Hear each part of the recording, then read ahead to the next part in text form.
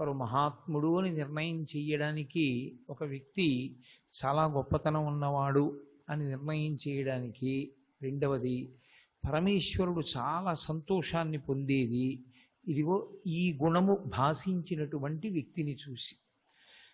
ఏ గుణము అంటే క్షమాపుష్పం.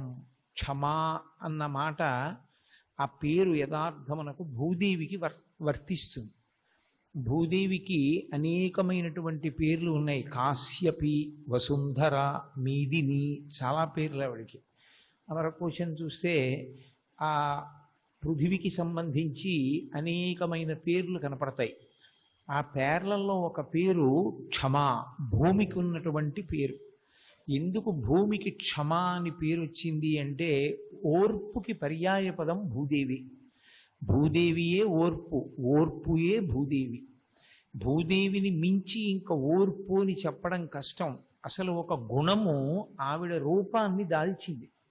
అందుకే ఇంకా ఓర్పు అన్న మాటని సంస్కృతంలో భూమికి అన్వయం చేసేసి భూమియే క్షమాస్వరూపిణి అన్నారు.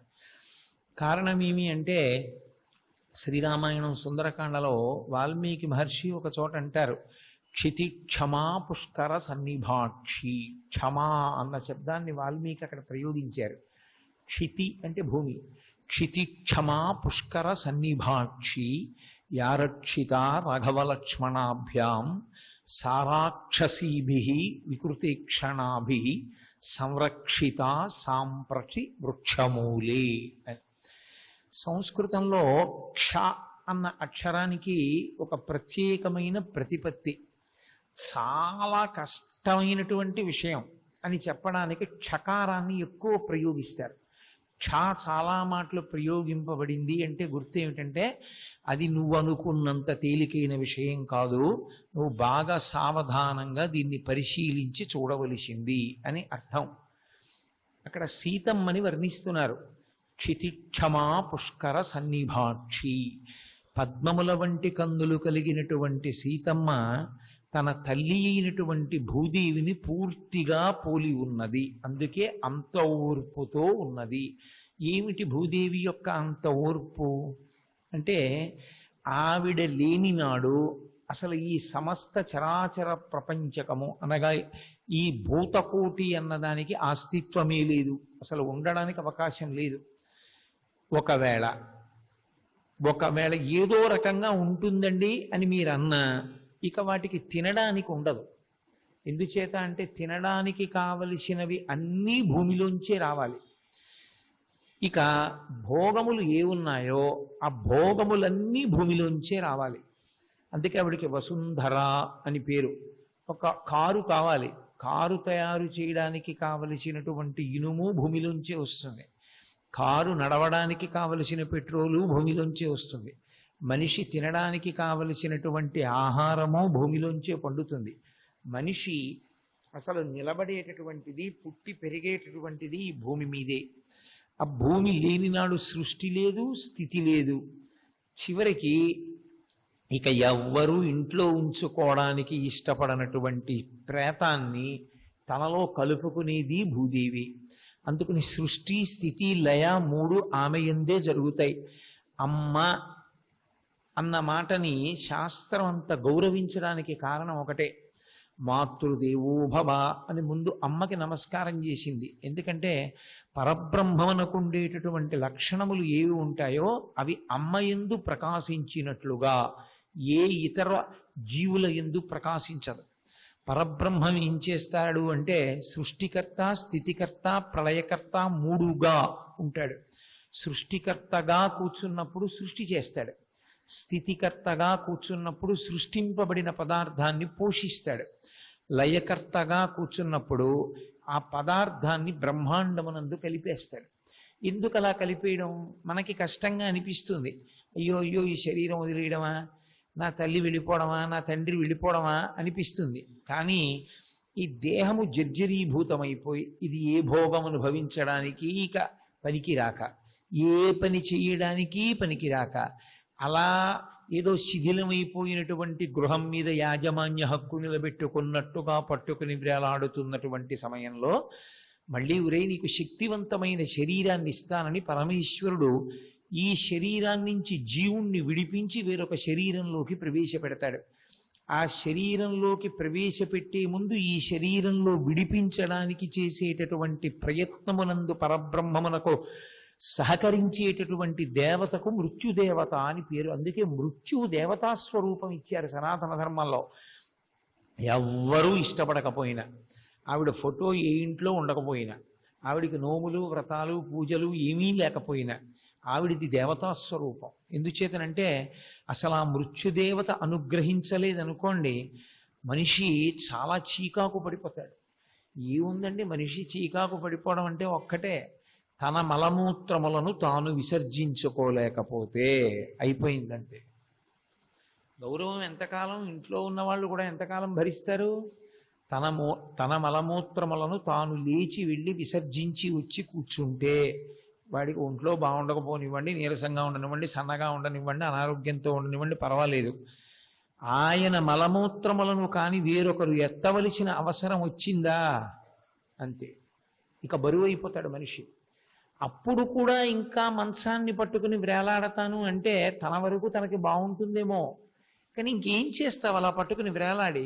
అప్పుడు విడిపిస్తాడు ఈశ్వరుడు. అందుకే ఈశ్వర క్రియ ప్రతిదాని యందు కారుణ్యము తప్ప క్రౌర్యం ఉండదు. ప్రతిదాని యందు కారుణ్యమే. అలా విడిపిస్తాడు కాబట్టి సృష్టికర్త, స్థితికర్త, ప్రళయకర్త మూడై ఉంటాడు. అమ్మ ఒక్కతే సమస్త జీవరాశులలో సృష్టికర్త, స్థితికర్త, ప్రళయకర్తగా ఉంటుంది. సృష్టికర్త ఆమె సృష్టి యందు చాలా విశేషమైనటువంటి పాత్ర పోషిస్తుంది. తండ్రికి సృష్టిలో భోగమున్నది, సుఖమున్నది, ఆనందమున్నది. స్త్రీకి భోగము, సుఖము, ఆనందము ఉన్నప్పటికీ దానితో పాటు మృత్యు సదృశమైనటువంటి బాధ ఉన్నది, ప్రసవ వేదన. అయినా కూడా ఆమె మాతృత్వాన్ని పొందడానికి అంగీకరిస్తుంది, మృత్యు సదృశమైనటువంటి ప్రసవ వేదనని అంగీకరించి. ఆమె శిశువుని ప్రసవించడం సృష్టికర్త, ఎందుకంటే గర్భాలయము అంటారు. ఆమె అమ్మ కడుపులోనే జీవం పోసుకుంటాడు. ఓ చిన్న కుంకుడు గింజంతగా ప్రారంభమైనటువంటి ఆ జీవుడి యొక్క సృష్టి భాగవతంలో కపిల గీతలో వర్ణిస్తారు, ఎలా తయారవుతుందో లోపల పిండం. చాలా అయ్యో బాబోయ్ ఇంత భయంకరంగా ఉంటుందా అనిపిస్తుంది. చిట్ట చివరికి ఊపిరి పోసుకున్న తరువాత అమ్మ యోనిద్వారంలోంచే బయటికి వస్తాడు. కాబట్టి ఆమెయే సృష్టికర్త, ప్రధాన పాత్ర ఆమె పోషిస్తుంది. బయటికి వచ్చాక కోటీశ్వరుడు అవ్వచ్చు తండ్రి, పిల్లవాడికి కావలసిన పాలు ఇవ్వగలడా? అమ్మ పాలు అమ్మ పాలే, అమ్మయే పాలిచ్చి పోషించాలి. కాబట్టి స్థితికర్త నిలబెడుతుంది. పిల్లవాడు నిద్రపోయేది దేనికి నిద్రపోతాడు?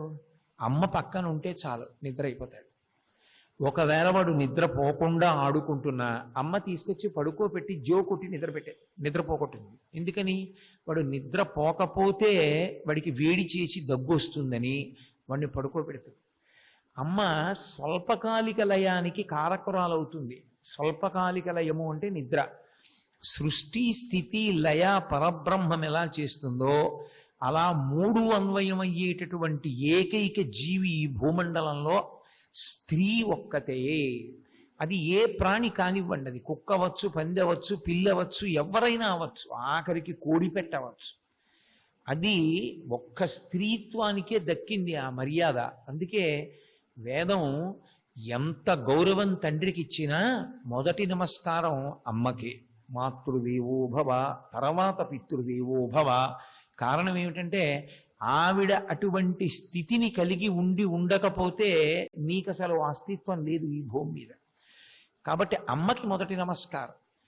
అమ్మయే అంత ఓర్పు కలిగినదైతే అసలు భూదేవి ఓర్పు చెప్పడానికి లేదు. అందుకే క్షమా పర్యాయపదం భూమి అయింది. భూమి తల్లి, భూమాత అంటాం. అందుకే పరదేవత ఈ లోకంలో 5 రూపాల్లో ఉండాలి అని నిర్ణయం చేసుకుంది. ఒకటి జనకమాత అంటారంటే కన్న తల్లి రూపంలో ఉండేది పరదేవతయే అని. కానీ కన్న తల్లి ముందు వెళ్ళిపోవడం న్యాయమా? అందరూ వెళ్ళిపోవలసిందే. ఎవరూ లోకంలో శాశ్వతంగా ఉండడానికి వీలు లేదు, అది సృష్టి ధర్మం. కానీ తల్లి ముందు వెళ్ళిపోవాలా, కొడుకు ముందు వెళ్ళిపోవాలా? మర్యాద తల్లి ముందు వెళ్ళిపోయి కొడుకు ప్రేతకార్యం చేస్తేనే. కానీ మరి తల్లి వెళ్ళిపోతే కొడుక్కి బెంగగా ఉంటుందా ఉండదా? అయ్యో నన్ను కన్న తల్లి మా అమ్మ వెళ్ళిపోయిందని వాడికి ఎంత బెంగగా ఉంటుంది, ఎంత బాధపడతాడు వాడు. అలా బాధపడకపోతే వాడు మనిషే కాడు. వాడు రామచంద్రమూర్తి అంతటి వాడు తండ్రి వెళ్ళిపోతే అంత బాధపడ్డాడు. కాబట్టి అమ్మ వెళ్ళిపోతే వాడు పరదేవతను అడుగుతాడు, నువ్వు ఎందుకు తీసుకెళ్ళావు మా అమ్మని అడిగితే అమ్మ ఏం చెప్పాలి జగజ్జనని? అందుకు ఆవిడంది, కాదు నేను నీకు ఎప్పుడూ కంటి ముందు తిరుగుతూనే ఉంటాను, అందుకే గోమాతగా ఉంటుంది ఆవిడ. అందుకే పుట్టినరోజు నాడు ఎవరు అధికారం? అమ్మ పిల్లవాడిని కూర్చోబెట్టి తలకి నూనె పెట్టి ఆశీర్వచనం చేసి వాడికి ఈ పిండి వంట ఇష్టం అమ్మా అని చెప్పి, ఏదో నా కొడుక్కి చిన్నప్పటి నుంచి తొక్కుళ్ళడ్డూలు అంటే చాలా ఇష్టం అని చెప్పి ఆ పాళ్ళు ఎలా వెయ్యాలో అలా వేసి ఆ యాలుక పొడి వాసన వచ్చేటట్టుగా తొక్కుళ్ళడ్డూలు చేసి అమ్మ పళ్ళెంలో పెట్టి తీసుకొచ్చినటువంటి ఆ సంతోషం ఉంది, అది శూన్యమైంది. మరి అమ్మ వెళ్ళిపోతే శాస్త్రం అంది, గోవు యొక్క పాలు నల్ల నువ్వులతో కలిపి బెల్లం ముక్కతో కలిపి 3 మార్లు పుచ్చుకుంటే వచ్చే పుట్టినరోజు కూడా నువ్వు చూస్తావు. ఆవిడ గోమాత రూపంలో ఉంటుంది. అందుకే పుట్టినరోజు నాడు ఆవు దగ్గరికి వెళ్ళి ఓ నమస్కారం చేసి గోగ్రాసము అంటారు. పిడికెడు గడ్డి పరకలు గోవుకి తినిపిస్తే ఆ రోజు కన్న తల్లికి అన్నం పెట్టి, అమ్మకి అన్నం పెట్టడం ఏమిటి, అమ్మతో కలిసి అన్నం తిని అమ్మ చేతి అన్నం మనం తిన్నట్టు. ఆవు పాలతో కలిపి ఆ పదార్థం పుచ్చుకుంటే, గోవు దగ్గర ఉండకపోతే, ఆవులు లేకపోతే ఆ ఊళ్ళో దేవాలయంలో ఉండేటటువంటి దేవీ స్వరూపంలో ఉంటానంది.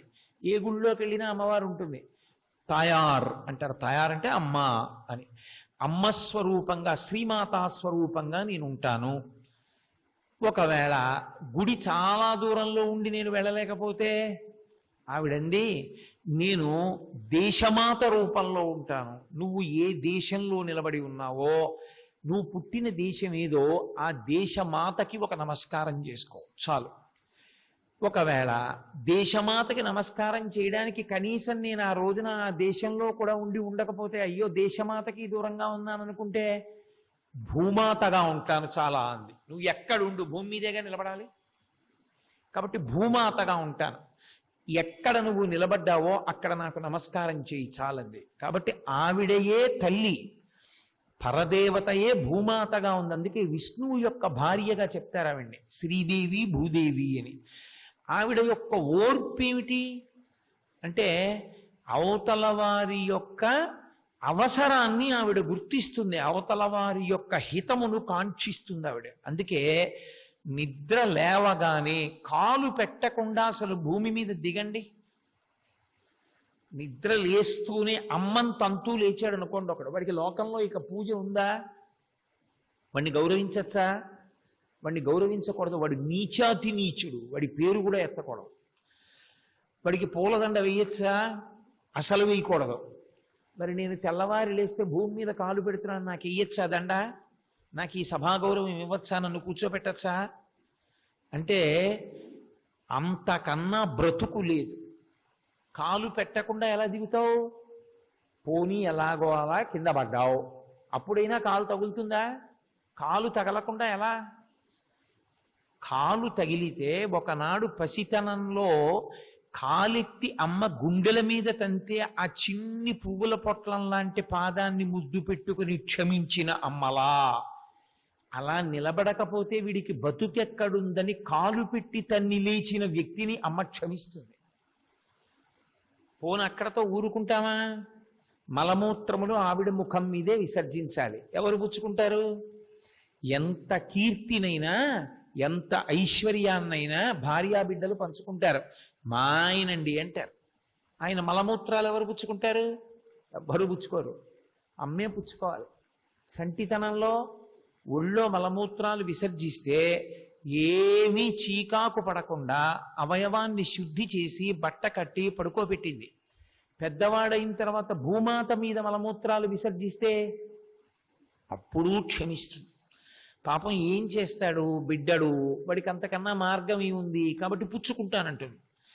ఆఖరికి ధూర్తుడై ఉమ్మి వేస్తే ఊరుకుంటుంది. ఏం చేస్తాడు? కావాలని చేస్తాడా? నోట్లోకి పురుగెళ్ళింది, పిల్లవాడు గబుక్. మనం చంటితనంలో అమ్మ ఒళ్ళో పడుకుని పాలు కడుపులోకి ఎక్కువైపోతే బుడుక్కు త్రేయించి కాసిన పాలు ఇలా వంపేస్తాడు. అది ఉచ్ఛిష్టమేగా, ఉమ్మేగా. అమ్మ చీర పెట్టి ఆ నోరు తుడిచేస్తుంది, ఆ పుల్లటి పాలు తుడుస్తుంది. అమ్మ తుడిచినట్టు ఒళ్ళు బలిసి నోటి నిండా పనికి మాలిన తాంబూలం వేసుకుని నాడీమండల ఉత్ప్రేరకానికి నెత్తురు కక్కినట్టు భూమి మీద ఉమ్మి వేస్తూ ఉంటే క్షమించి విడిచిపెడుతుంది. పోన్లే, అన్నం తినడానికి కావాలమ్మా అని అమ్మ గుండెల మీద గుణపంతో పారాడితే ఊరుకుంటుంది. వాడికి పాపం అవకాశం ఏది మరి?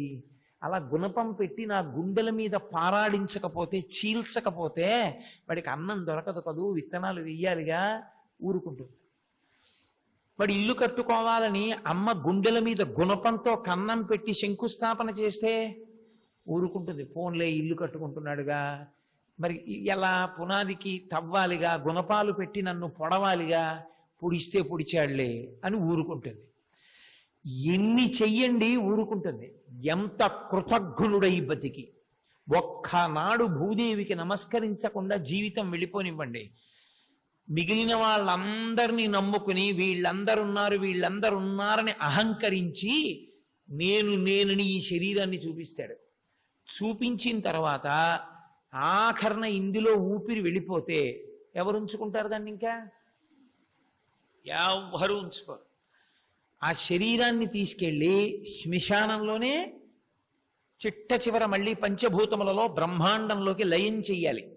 అక్కడికి వెళ్ళి లయం చేస్తారు. లయం చేసిన తర్వాత అస్థి సంచయనము అని ఉంటుంది. ఆ ఎముకలు ఏరి ఓ చిన్న పిడతలో పెడతాడు. ఆ ఎముకలైనా ఇంటికి తీసుకొస్తారా? ఆ బూదిని కుండలో పెట్టి పేరు రాసి శ్మశానంలోనే లాకర్లో పెట్టి వచ్చేస్తాడు కొడుకు. అది కూడా, ఆ బూదిని కూడా ఆవిడ తనలో కలుపుకుంటోంది, ఎముకల్ని తనలో కలుపుకుంటోంది. శరీరంలోంచి ఆఖరణ నిత్తురు గడ్డలు గడ్డలుగా జారిపోతే ఆవిడే పుచ్చుకుంటోంది. మనకి భయం వేయచ్చు. ఇంట్లో ఎముక పడింది అనుకోండి, వెంటనే ఏ రుద్రాభిషేకమో చేయించుకుంటాం. ఓ పుర్రే పడితే హడిలిపోతాం. మరి రుద్రభూమి ఎలా ఉంటుంది? అది భూమి కాదు, తల్లి.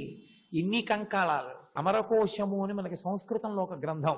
అమరకోశము అంటే చాలా మంది ఏమనుకుంటారంటే అమరము అంటే సంస్కృత భాష కాబట్టి దానికి సంబంధించిన నిఘంటు అనుకుంటారు. కాదు, దాన్ని అమరసింహుడు అని ఒక జైనుడు రచించాడు.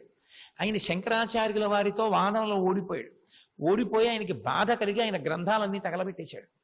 శంకర భగవత్పాదులు ఏది వైదికము కాదో దాన్ని ఆయన అంగీకరించలేదు తప్ప, ఏదైనా మంచి విషయం ఉంటే మూర్ఖత్వంగా ఇంకా ఓడించాను కాబట్టి అవతల వాడిది ఏదీ మంచి కాదు అనేవారు కాదు ఆయన. ఆయన ఈ విషయం తెలిసి పరుగున వెళ్ళారు. ఎంత పని చేశావోయ్, ఏది అవైదికమో అది వద్దన్నాను, కానీ నీ గ్రంథాలలో అమూల్యమైన గ్రంథం అది అని అమరకోశాన్ని రక్షించారు శంకరాచార్యుల వారు. అది సంస్కృత భాషకి సాధికారిక గ్రంథం. ఏదైనా ఒక సంస్కృతంలో ఒక మాట మీద అనుమానం వచ్చిందనుకోండి, ఈ మాటకు అర్థం ఏమొస్తుంది అని అనుమానం వచ్చిందనుకోండి, అప్పుడు అమరకోశాన్నే చూస్తాం. అమరకోశంలో ఏం చెప్పారో అది సర్వోన్నత న్యాయస్థానం, ఇక దానికి తిరిగి ఉండదు. అసలు ఆ పదం ఎలా వచ్చిందో, ఎందుకు వచ్చిందో వ్యాఖ్యానం చేస్తుంటుంది అమరకోశం. అటువంటి అమరకోశం భూమికి పేరు చెప్పినప్పుడు క్షమ అన్న పేరు భూమిదే అని నిర్ధారించింది. ఓర్పు ఆవిడిదే కాబట్టి క్షమా ఓర్పు, క్షమా భూమి. భూమికి ఓర్పుకి తేడా లేదు. చాలా మందిలో ఒక దురభిప్రాయం, సీతమ్మ తల్లి పేరు పెట్టుకుంటే కష్టాలు వస్తాయంటూ ఉంటారు. సీతమ్మ తల్లి పేరు పెట్టుకుంటే కష్టాలు రావు, ఓర్పు వస్తుంది. ఓర్పు గొప్పది. అసలు మీకు నేను ఒక విషయం చెప్తే మీరు చాలా తెల్లబోతారు. ఈ లోకానికి అంతటికీ శాంతి ఎక్కడుంటుంది అని అడిగారు. ఆడదాని ఎందే ఉంటుంది. ఆడదే శాంతికి కారకం. అంత పెద్ద స్థానం ఇచ్చింది. అందుకే వివాహం చేసినప్పుడు ఆశ్మారోహణము అని ఒక ప్రత్యేకమైనటువంటి తంతు చేస్తారు. ఆశ్మారోహణము అంటే, అశ్మ అంటే రాయి, నిజానికి ఒక గుండ్రాయిని కొద్దిగా ఆవు పేడ వేసి దాంట్లో పెడతారు. పెట్టి ఆడపిల్లని తన పాదంతో తొక్కిస్తారు. ఇప్పుడు కొన్ని చోట్ల దేశాచారంగా సన్నికళ్ళు తొక్కిస్తున్నారు. అలా ఎందుకు తొక్కిస్తారో తెలుసా? దానికి ఒక మంత్రం ఉంటుంది. ఆ మంత్రంలో రెండు కారణాలు చెప్తారు. ఒకటి, నాకు విజయము నీ వలన సిద్ధిస్తుంది. ఎవరు శాస్త్రవజనులై ఉన్నారో వారు నీ వలననే నశిస్తారు. రెండు, శాంతి నీ వలననే కలుగుతుంది. కాబట్టి దీనంత దృఢముగా నువ్వు ఉండు. చాలా పెద్ద మాట అండి. అసలు నిజంగా ఒక్క మంత్రం చాలు ఋషుల యొక్క దార్శనికతని చెప్పడానికి. ఇంటికి వస్తూనే ఆమె మనసు చాలా చించల స్వభావంతో భర్తకి అది నచ్చలేదు, ఇది నచ్చలేదు, ఇది నచ్చలేదు, ఇది నచ్చలేదని మొదలుపెట్టింది అనుకోండి, కొద్ది రోజుల్లోనే ఆయన వేరు కాపురం వెళ్ళిపోతాడు. ఆ తల్లిదండ్రులు బెంగ పెట్టుకుంటారు. కాదు, ఒక్కొక్కచో భర్త శరీరం విడిచిపెట్టడానికి కారణం. నాకు ఆ పద్యం చెప్పడం ఇష్టం ఉండదు, కానీ ఒక చోట ఒక కవి అంటాడు, కాలు పెట్టినతోనే కాంతుని మెడ విర్చి నిండు సంసారంబు రెండు చేసి తన మగడెంతార్జన పరుడైన పొరుగు పుల్లమ్మ కాపురము మిచ్చి ప్రాణేశుడొకటి సల్పగతానొకటి సెల్పి అది ఏమనంగ కస్సుమను చులీచి విభుడిందులకు నేని విసిగి ఒక్కటి ఎన పెళ్ళు పెళ్ళున 10,000 కుప్పి పట్టజాలక పినిమిటి ఇట్టెయన్న బావికిని ఏటికిని వడి పరువులెట్టెడి కాంతతోడి కాపురము కంటే వేరే నరకంబు కలదే అంటాడు. భార్య భర్తకి శాంతి స్థానం. ఎంత అలిసిపోయి మనస్సు ఎంత చీకాకుగా ఉండనివ్వండి, భార్య పక్కన పడుకుని కన్నతల్లి చిన్నతనంలో లాలించినట్లు ఆ నుదుటి మీద చెయ్యి వేసి వీపు మీద చెయ్యేసి ఎందుకంత బెంగ పెట్టుకుంటారు? మీరు నమ్ముకున్న పరమేశ్వరుడు లేడు, మీరు నమ్ముకున్న ధర్మం మీకు లేదు, అలా చిన్నబుచ్చుకోకూడదు. ఎన్ని చెప్పారు? ధైర్యంగా ఉంచుకోవాలి అని భార్య ఒక మాట అంటే నిద్రపోతాడు. భార్య 2 మాటలు చెప్పకూడనివి చెప్పిందనుకోండి, నిష్కారణ శత్రుత్వం వహిస్తాడు. భార్యయే భర్త యొక్క వైభవానికి కారకురాలవుతుంది. అసలు రామాయణం యొక్క గొప్పతనం అక్కడే ఉంది. రామచంద్రమూర్తి పూజనీయతంతా సీతమ్మ వల్లే. అందుకే నువ్వు చించల మనస్కురాలివి కావద్దు. అందరి శాంతి నీ మీద ఆధారపడింది. ఈ రాయి ఎంత దృఢంగా ఉంటుందో నీవంత దృఢంగా ఉండాలి సుమా అని మంత్రపురస్సరంగా అశ్వారోహణం చేయిస్తారు. మనసులో శాంతి, లోకము, వైభవము వీటి గురించి ఋషులు ఎంత దూరదృష్టితో ఆలోచించారు. కాబట్టి తల్లి భూమాత క్షమా, ఆమె ఓర్పుకి పర్యాయ పదం. ఆమెయే ఓర్పు. అటువంటి క్షమ, ఓర్పు, సహనము ఒక పుష్పము, విశేషమైన పుష్పము. సహనము అన్న మాటకు అర్థం ఏం చెప్తాం మనం? ఓర్పు పట్టాడండి ఆయన అంటాం. ఆయన చాలా ఓర్పుతో ఉన్నారండి అంటాం. ఓర్పుతో ఉన్నారండి అంటే ఏమిటి? ఆ గుణానికి ఏమని అర్థం చెప్పాలి అప్పుడు? ఆయన చాలా ఓర్మి వహించారండి అంటే అవతలవాడు చెయ్యకూడని పని చేస్తున్నా, ఆయనకి కాలం కలిసి రాకపోయినా, ఆయన అనుకున్నది అవకపోయినా, ఆయన విచలితుడు కాకుండా ఉండిపోతే, అంటే ఆయన లోపల కదిలిపోకుండా ఉండిపోగలిగితే ప్రశాంతంగా, అది ఓర్పు అని నేను అన్నాను అనుకోండి, అది శాస్త్రం మనకు అంగీకార యోగ్యము కాదు. అది కాదు ఓర్పు అన్న మాటకు అర్థం. ఓర్పు అన్న మాటని చాలా జాగ్రత్తగా అర్థం చేసుకోవాలి. సమర్థత, హితము, ఈశ్వరుడు, ధర్మానుష్ఠానము, ఈ 4 కలిపి ముడిపడిపోతే ఓర్పు అవుతుంది. ఎలా? ఏమిటో నువ్వు అన్న మాట మాకు అయోమయంగా ఉంది, అదేమిటో అని మీరు అనుకోవచ్చు. కానీ నేను మీతో మనవి చేస్తా దాని గురించి. సంకల్పము. నేను ఏదో ఒక సంకల్పం చేసుకున్నాను, అది పెద్ద విశేషం ఏం కాదు, ఏదో చాలా చిన్న విశేషం. నేను వెళ్ళి రేపు 500 రూపాయలు పెట్టి ఓ పంచె కొనుక్కుందాం అనుకున్నాను. సమర్థత.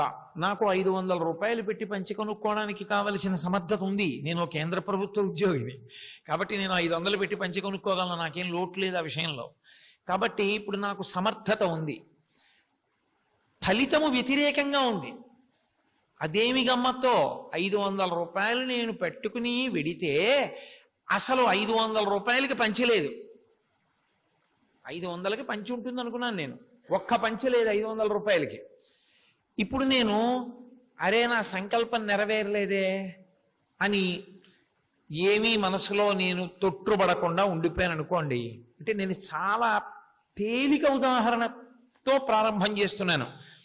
ఇప్పుడు దీన్ని ఓర్పు అని అనడానికి కారణం ఏమిటంటే, నేను ఒక సంకల్పం చేస్తే ఆ సంకల్పం